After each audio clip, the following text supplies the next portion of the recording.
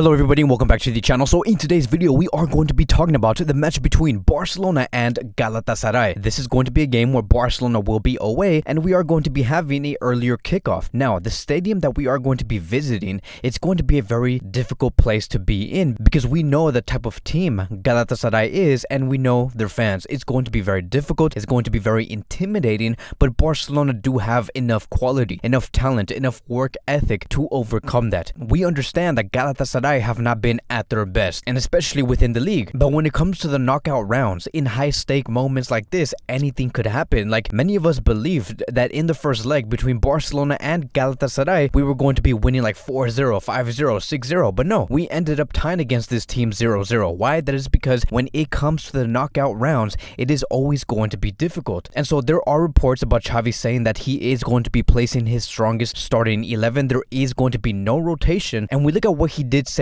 in the press conference. He did say this, and I quote, "We know that the match will be difficult. Tomorrow is a different match and the rotation will be different. We have to compete in the best way possible. We have never underestimated the opponent. We know their quality and we know their coach. So we should expect a very similar starting 11 to the one that we did see against Osasuna, which was about 2 or 3 days ago." And it's strange to see that Xavi is making a decision like this because we know the type of coach Xavi is. He does like to have his players rested. He does not want to overwork any of these players because it does lead towards injury. But now with a game like this, where we know that we do have to win, of course, it's going to be mandatory. We're going to have to put our best starting 11. And Xavi has also said this to basically say, yes, this is the reason on why I'm making this decision. And he said this, and I quote, "We're in the same situation as in the tie against Napoli. We have to face the match like the one we did at their ground." So yes, it's true. It is the exact same situation. Barcelona did tie against Napoli in the first leg at the Camp Nou 1-1. And so we had to go to their home at Napoli and come out with a great win. And now, ladies and gentlemen, we're going to have to repeat the exact same thing. We're going to have to go into the second leg against Galatasaray during the knockout rounds and give out our best performance, because in that game against Napoli in the second leg, we did give out one of the best, if not the best performance under Xavi so far, and hopefully we can repeat that. Hopefully Barcelona can do the exact same thing. It's what's going to define Xavi's Barcelona. This is what gave character towards coaches like Lucho with Barcelona and Pep Guardiola with Barcelona. It's going to show how does your team react under pressure. There were many moments during the Luis Enrique era and the Pep Guardiola era where Barcelona had to come out from a disadvantage, and this is what gives the team a lot of character. This is what's also going to again define Xavi's Barcelona, is how are they going to react with a disadvantage like this? Like, could we see a change of formation, a change of intensity on the field, a change of players within the starting 11? Again, how is your team going to react? What is going to be your game plan? So let's head straight towards the predicted starting 11 and what we could see in terms of the formation and the 11. So we should see Ter Stegen in goal, Jordi Alba as the left back, Araujo and Gerard Piqué as the center back duo, Serginho Dest as the right back, our midfield being Busquets, Pedri and Frenkie, and then our front three being Dembele, Aubameyang and Ferran Torres on the left wing. Now, I do want to make a few points regarding this starting 11 and why we should expect to see something like this. Point number one, the center back duo. The center back duo is really going to matter. I do not see Mingueza starting, I do not see Lenglet starting, I do not see any other center back starting besides Gerard Piqué and Ronald Araujo. And the main reason why I'm saying this is because this is a center back duo that can contain Galatasaray. That is going to be very important, because if we can't contain the counterattacks of this team, then everything else is going to fall into place, because Galatasaray is going to need a goal. Like, if they want to advance, they're going to have to come up, they're going to have to counterattack. This is the second leg. Someone eventually is going to have to score. So if they do come out and Piqué and Araujo do what they have to do and take the ball away from this team, when they are in the counter, we can take the ball and then attack the open spaces that Galatasaray do leave behind. So it is going to be very important for these two center backs to be on top of their game. Point number two, Xavi, right? What happened to Xavi? Shouldn't Xavi be starting in this 11 against Galatasaray? Have you not seen, right, what Xavi has been doing in the past 2 or 3 games? He has been phenomenal. But I do think that in this game, we are going to come down to Pedri and Frenkie starting in those interior roles. This is not a way for me to like put down Xavi and say that Xavi is less quality than Pedri or Frenkie. I'm just saying that when it comes to games like this, where we are going to need a lot of contribution within the attack, and especially coming from the midfielders, Pedri and Frenkie is your players. Pedri is someone who can make those through passes and really unlock the attack when Galatasaray are making deep blocks in their own half, and then Frenkie is going to be a midfielder that will be perfect to arrive in the box when Barcelona is making crosses. Pedri and Frenkie can give so much when they do sit very high, which is something that I believe Xavi is also going to be demanding from his midfielders, which is to sit high, because this is what we did did see against Osasuna, we almost saw like a 2-3-5 formation. Here's going to be the picture so you guys can see exactly what I am talking about. You can see that our interiors were sitting very high. I do expect Pedri and Frankie to sit in the exact same place because it gives mobility in Barcelona as a collective. It gives more aggressiveness in the attack. This is what's going to allow, right? This system is going to allow Frankie and Pedri to flourish when they sit this high and they can display the final pass in the attack. And then moving on to point number 3, Dembele, right? I do expect to see Dembele starting in the 11. It's going to be a statement coming from Xavi because it is going to be shown that Xavi does prefer Dembele over someone like Adama Traoré. Adama, yes, he does very well. Yes, he is very dangerous on the right wing, but no one does like Dembele when he is on his A game. This is also going to be a big game coming from Dembele if he does deliver. Now, let's really pay attention to what could go on tomorrow, because if Dembele delivers against Galatasaray, he scores about a goal and brings 2 assists within a span of like 30-35 minutes,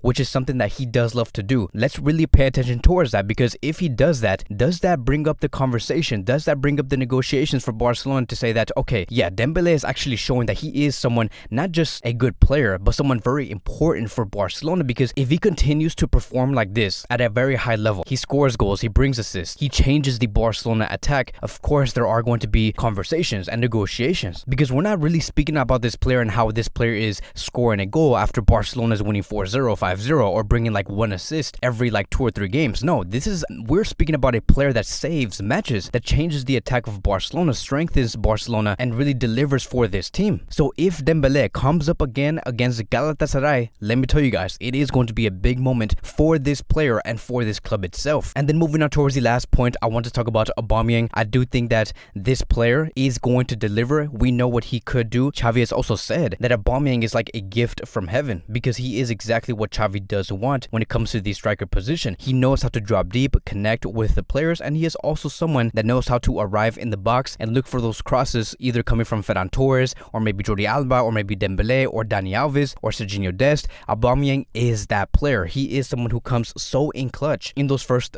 30 to 35 minutes. This is something that Luke de Jong cannot really do when it comes to like dropping deep and connecting with the players and doing those fast one-touch passes with players like Pedri and Frankie or Xavi and Busquets. Aubameyang does have that upper hand over Luke de Jong, which is why we prefer to have Aubameyang starting in that front 3. But that is it, right? Like, I do think that we do have the quality, we have the talent, we have the work ethic, we know what we need to do going up against this team, and especially when being in a very difficult environment, a very difficult stadium. And let's just hope for the best, right? Because I do believe in these players. I do believe that Xavi will maximize these players, and just like how we did in that second leg against Napoli, and let's just hope for the best. But that is going to be wrapping up today's Barcelona pre-match preview. Thank you guys so much for watching. If you guys are new here, welcome to the channel. Please like, subscribe, comment, and I will see you guys in the next video.